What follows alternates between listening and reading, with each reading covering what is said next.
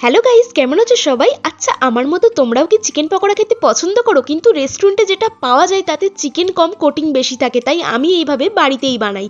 চিকেনের মধ্যে পেঁয়াজ, আদা, রসুন, কাঁচা লঙ্কার পেস্ট দিয়ে তাতে 2 চামচ করে ভিনিগার আর সয়া সস দিয়েছি। এবারে জিরের গুঁড়ো, মিট মশলা, লঙ্কার গুঁড়ো, লবণ আর গোলমরিচ গুঁড়ো দিয়ে একটা ডিম ফাটিয়ে দিয়ে দিয়েছি। সাথেই অ্যাড করলাম কর্নফ্লাওয়ার 3 চামচ প্রথমে দিয়েছিলাম, তারপরে আরও 1 চামচ কর্নফ্লাওয়ার আর 2 চামচ ময়দা দিয়েছি। ভালো করে মাখিয়ে এটাকে যতক্ষণ তোমাদের হাতে সময় থাকে ততক্ষণ রেখে দিও। এবারে সাদা তেলের মধ্যে আমি পকোড়াগুলো ভাজছি।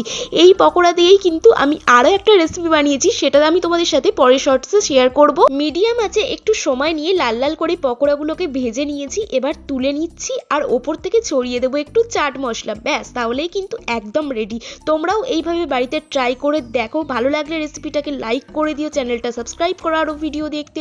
দেখা হবে পরের ভিডিও নিয়ে। বাই।